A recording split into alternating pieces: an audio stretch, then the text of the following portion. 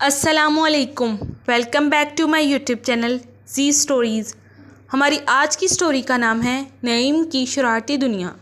یہ کہانی ایک ایسے گاؤں کی ہے جہاں کے لوگ اپنی سادہ زندگی میں خوش تھے، لیکن وہاں ایک نہایت شرارتی اور ذہین نوجوان تھا جس کا نام نعیم تھا۔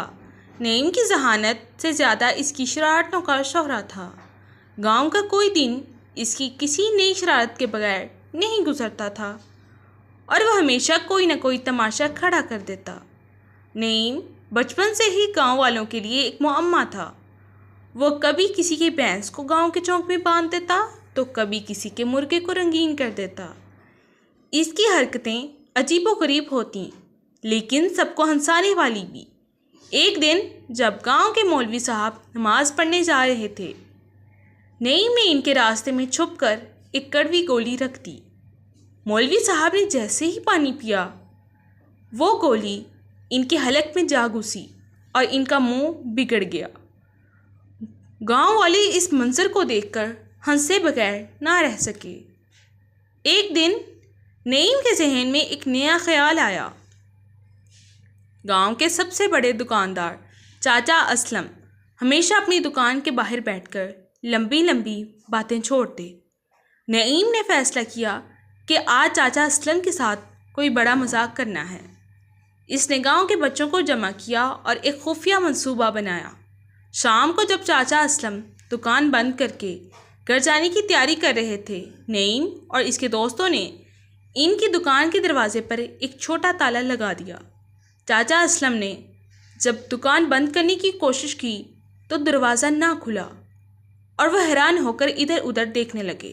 گاؤں والوں یہ منظر دیکھ کر ہنسنے لگے اور چاچا اسلم کو تب پتہ چلا کہ یہ نعیم کی شرارت ہے۔ ایک دن گاؤں میں میلہ لگا ہوا تھا۔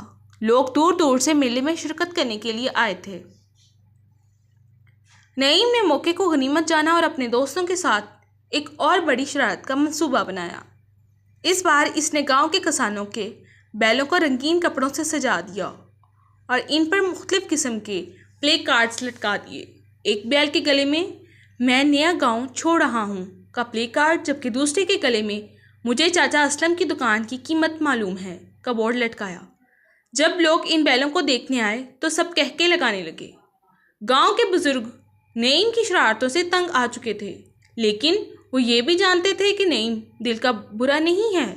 اس کے لطیفے اور شرارتیں ہمیشہ بے ضرر ہوتی تھیں اور وہ ہمیشہ لوگوں کو ہنسنے کا موقع فراہم کرتا۔ ایک دن گاؤں کے بزرگوں نے فیصلہ کیا کہ نعیم کو سبق سکھانا چاہیے تاکہ وہ اپنی حرکتوں سے باز آ جائے۔ بزرگوں نے ایک دن ایک خفیہ منصوبہ بنایا۔ گاؤں کے سب لوگ اس منصوبے میں شامل ہو گئے۔ انہوں نے فیصلہ کیا کہ نعیم کو ایک ایسی شرارت کا مزہ چکھایا جائے جسے وہ زندگی بھر یاد رکھے۔ ایک دن جب نعیم سو رہا تھا، گاؤں کے لوگ خاموشی سے اس کے گھر کے ارد گرد اکٹھا ہو گئے۔ جیسے ہی نعیم کی آنکھ کھلی، اس نے دیکھا کہ اس کا گھر ایک مصنوعی جنگل میں تبدیل ہو چکا ہے۔ درختوں کی شاخیں، جانوروں کی آوازیں اور عجیب و غریب منظر دیکھ کر نعیم پریشان ہو گیا۔ نعیم کی تبدیلی ایک اہم اور دلچسپ موڑ تھا جو اس کی زندگی اور گاؤں والوں کے لوگوں کے درمیان تعلقات میں بڑا اثر ڈالنے والا واقعہ ثابت ہوا۔ اس کی شرارتوں سے تنگ آ کر گاؤں کے بزرگوں نے اسے سبق سکھانے کا منصوبہ بنایا، اور جب وہ اپنے ہی جال میں پھنسا تو اسے پہلی بار اندازہ ہوا کہ اس کی حرکتیں دوسروں کے لیے کس قدر پریشان کن ہو سکتی ہیں۔ جب نعیم نے صبح آنکھ کھولی اور اپنے گھر کو مصنوعی جنگل میں تبدیل ہوا دیکھا تو اس کی پریشانی بے حد تھی۔ اس نے درختوں اور جانوروں کی آوازوں کو دیکھا اور سنا، اور چند لمحے کے لیے وہ یہ سمجھنے سے قاصر تھا کہ اس کے ساتھ کیا ہو رہا ہے۔ ایک دم خوف اور حیرانی نے اسے گھیر لیا اور اسے یہ احساس ہونے لگا کہ اب مذاق مذاق میں وہ خود بھی مذاق کا نشانہ بن گیا ہے۔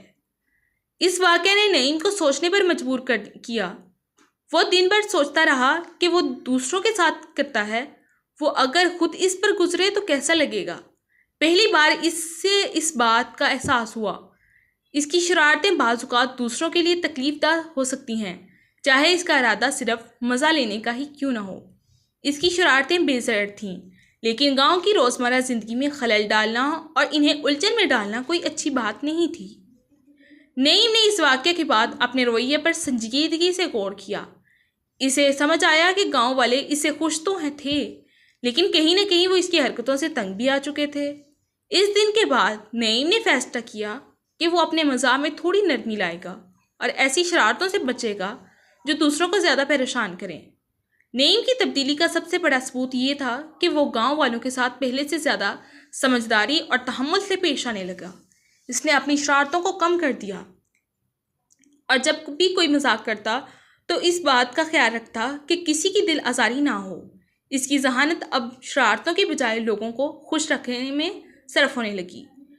گاؤں والوں نے بھی نعیم کی اس تبدیلی کو فوراً محسوس کیا۔ وہ حیران تھے کہ نعیم، جو ہر وقت نئی شرارتیں سوچتا رہتا تھا، اب زیادہ ذمہ دار بن گیا ہے۔